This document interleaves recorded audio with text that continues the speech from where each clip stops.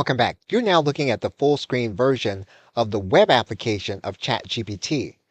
The web application is tied directly to your account. There are some differences between the web application and using ChatGPT in your browser. For example, if we click on this clip, what you're going to notice is that with ChatGPT using this desktop version, we can use ChatGPT to take a screenshot from the actual application. So we can click on this element and we can take a screenshot.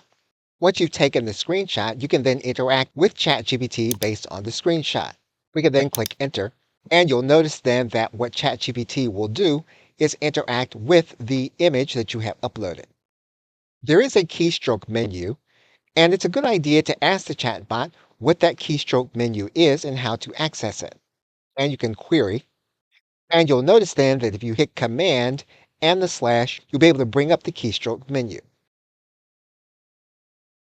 And it's here where you'll be able to see all of the keyboard shortcuts that you can use with the desktop application. So the desktop application does have some measure of flexibility when you can use it instead of using the browser version. Okay, so that thanks, and I will see you in another video.